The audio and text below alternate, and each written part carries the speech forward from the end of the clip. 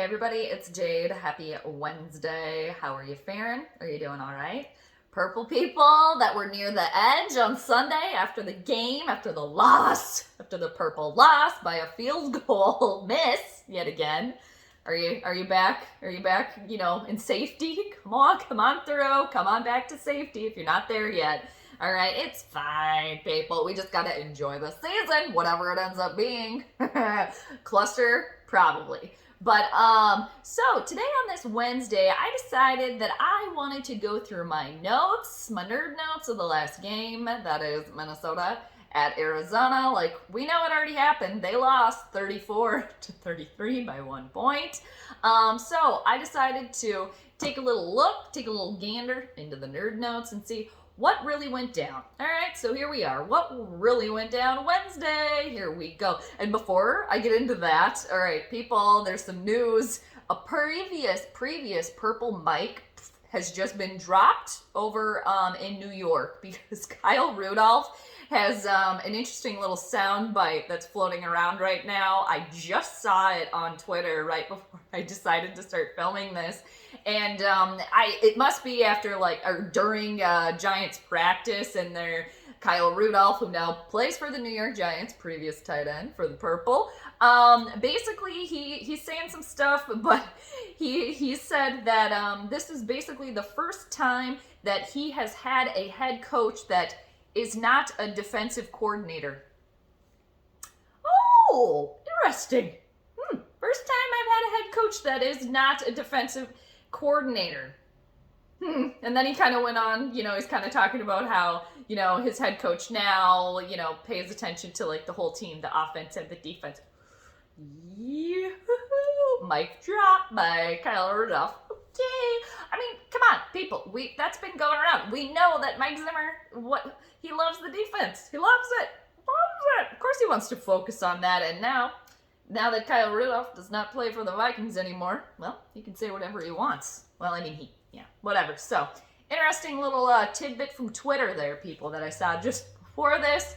So, moving on. What actually went down, in my opinion, from Sunday's loss to Arizona for the Vikings, taken straight out of my notes here into new notes, and I will be going down them. So, here we go. Diving in here, people. Okay, here's what I noticed from Sunday per my notes. It might be a little jumbled here, kind of jumping around, but I'm trying to keep it, kind of concise here so I'm not all over the place. Why did anybody else notice, or was it just me, that Kirk Cousins, at least whenever he was shown on the sideline, he always had his helmet on. Now, to me, I think of that as Kirk doesn't want to have to wear a mask on the sideline. So I would, to my understanding, it seems that if a player has their helmet on, they do not have to wear a mask. So, Kirk has not openly said that he chose to not get vaccinated, but, we kind of can see the writing on the wall here. He kept his helmet on the entire time on the sideline. So it's like, dude, are you that insecure that you don't want to wear a mask on the sideline and follow the rules, so you're just gonna wear your helmet the entire time?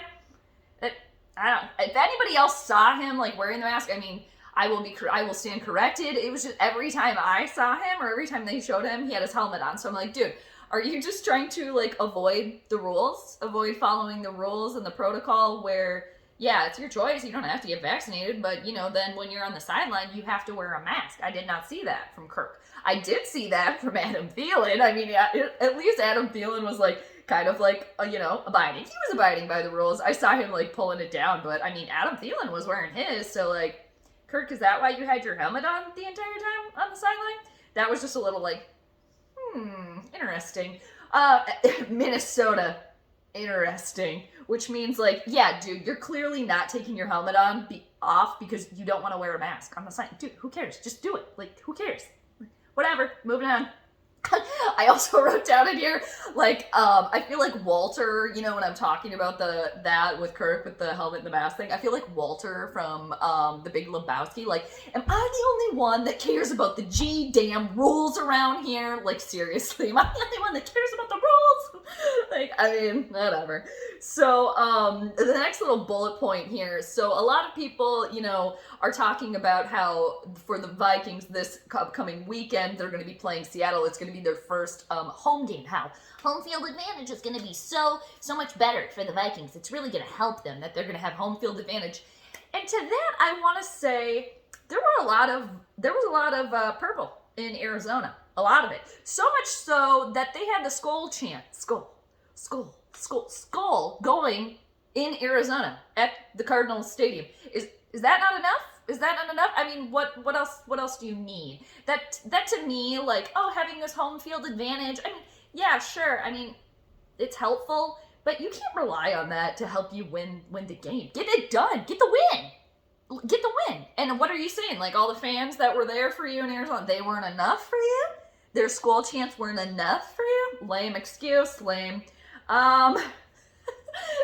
Okay, the next thing I have written from the game Sunday was very early on. I had this aggression will not stand, man. Like in regards to the purple offense, where they came out like, you know, guns a-blazing, you know, just like, you know, bat out of hell. I loved it. I love, like, go for it. That's not gonna stand. And you know what? It didn't, because at the end of the day, they didn't get the win. They didn't get the win. They didn't do it. Really quoting The Big Lebowski here on this one, but I mean, that's cool. Next thing I have, Justin Jefferson and Adam Thielen, they saved Kirk multiple occasions. Kirk's throws were off. Justin Jefferson and Adam Thielen are the elite ones. Pizza Boy is not. Okay, moving on. Oh, here's a little, like, golf clap to me. I called the purple defensive interception in my pregame before the game, and then they got one, so mini golf clap to myself. Yay, good job, me. Next thing, all right. Danielle Hunter, he is on the lookout for his prey. He is hunting for his prey. I like what I saw from Danielle Hunter. 3 sacks, and not only getting 3 sacks in one game, coming off of a neck injury from last year, and going back to my original part of the sentence here, I'm feeling like Michael Scott. I'm going all over the place, you know. All right, he hit 3 sacks in one game. That's great. 3 sacks on Kyler Murray, one of the most mobile quarterbacks in the league. Chef's kiss right there. So Danielle Hunter, I like what I'm seeing. Hunting for that prey. I'm into it. All right. The next one, Dalvin Cook going down. A realistic reality. He is injury prone. Running backs in the league, their lifespan is already so short as it is. And, you know, we're feeding Dalvin on every other down. Eventually, he's going to go down, and he's not going to get back up. It's a little concerning. I have been a huge advocate for Alexander Mattison since he joined the team. I like what I see from him. I think they should start to give Alexander Mattison the ball a little bit more here. Not everything, like, you know, let's not throw the baby out with the bathwater here. I get it. You know, Dalvin's obviously one of the best running backs in the league. I get it. But, you guys, what's going on there?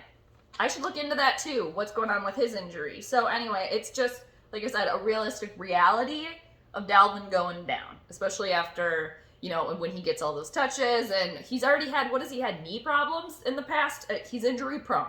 Okay, moving on. Zim and the clock. What? Why?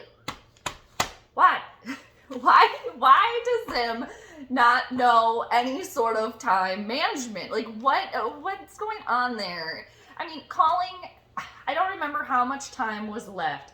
There was, when the Vikings were on, like, their final drive there at the end of the game, Zimmer calls a timeout.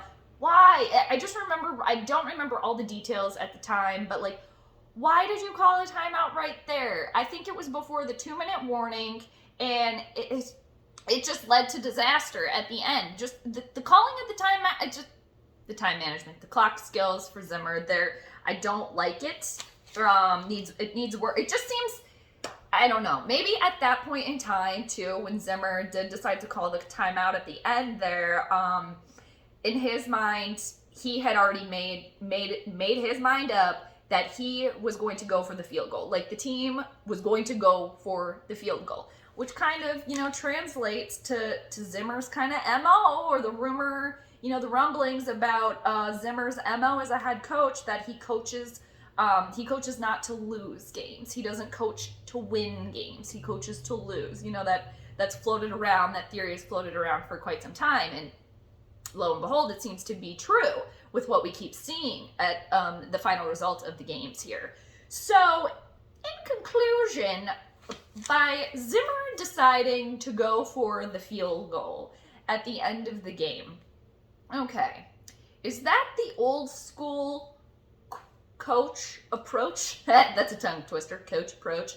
Is that the old school coach approach there?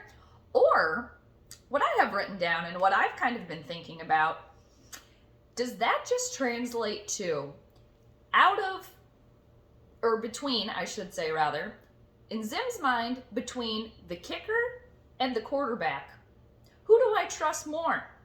By Zim deciding to go for the field goal, to me, I'm thinking that just means out of those two entities, out of those two players, those two people, Zimmer has a past of not liking either kickers or quarterbacks. So out of those two, his least favorite positions, he is therefore putting more trust in Greg Joseph than Pizza Ranch Boy, aka Kirk Cousins.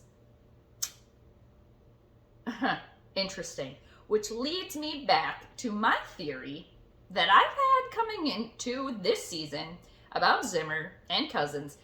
It's Zimmer versus Cousins. Boom. That's what it is. And this also leads me to believing that Zimmer deciding to go for the kick, putting his trust in Greg Joseph, the kicker, over Cousins, who actually was having a very good game, playing very, very confidently, would have probably been, of all the times, to, hey, let's actually go for it. Let's put the spotlight on you, Kirk. If Zimmer was smart, he would have actually done that, So in Zim's mind, he trusts the kicker more than his starting quarterback, to me. And more evidence of that, too. I think it was the day after presser, where Zim meets with the media. I think it was Monday afternoon, when Zimmer has been quoted as saying about Greg Joseph, give the kid a break. He missed the field goal. He didn't lose the game for him, but Zimmer, quote, has said, give the kid a break. Sounds a little different from previous opinions he's had on previous kickers. Interesting. Which, again, just proves to me he cannot stand Pizza Ranch Boy. He's never been able to stand him, and he knows at this point in time his ass could be grassed at any point. So, to Zimmer, who's he going to try to point the blame at? Kirk. Which, in turn, kind of goes back to the whole theory of he trusts the kicker over Kirk. Just in that instance. That took a long time to come full circle. I hope you guys are still with me. What do you think of that, though? What do you think of that? I'm sure other people have thought of that as well. Seriously. And of all the times, too. Of all the times that Zimmer could have tried to go for it. Tried to actually dagger the Cardinals at the end and go for the victory. The quarterback was actually having a good game. Kirk was playing very, very confidently. I wish he did that all the time, but tomato, it is what it is. So in conclusion, that's what I got for you guys today. I don't know why it took me so long to think about that Zimmer, Cousins, Joseph thing, but it all comes full circle to me. It all makes sense to me. That in Zim's mind, it's him or Kirk. He's got to do whatever he can. But I don't know. Let me know what you guys think. Anyway, hope you have a great rest of your week. We got the game on Sunday. Seattle coming to the Bird Graveyard. Finally, Seattle actually has to play here in Minnesota, and the Vikings don't have to go to Seattle and play. first home game for the purple. I believe it's later in the afternoon. I thought it was a noon affair, but I believe it's okay, motorcycle, we hear you. I believe it's 3:25 Central Time. Anyway, I'm rambling now. Let me know what you guys think about my little theory there with Zimmer, Joseph, Peter H. boy. Let me know what you think. You always do. Thanks again for hanging out with me, you guys. Yeah, thanks for joining the channel, for subscribing, all of your great comments, you guys. I really like reading what you guys think too. So thanks for sharing with me and your support and all that good stuff. I appreciate you. And yes, I will see you guys on Sunday. I'm contemplating live streaming on Sunday during the game. It might be a fun one. So I'll let you know ahead of time. But until then, take care, everybody. Have a wonderful rest of your week and your Wednesday. And I'll catch you on the flip side. P.S. Mar, how's it going? You doing well? How's Kitty doing? Did Kitty eat her medicine? I gotta check that out. I gotta see. I gotta maybe just call also to check in. But hope you guys are doing well. Enjoying your day. So I'll see you when I see you. I miss you both. Take care. All right, everybody. I'll check you later.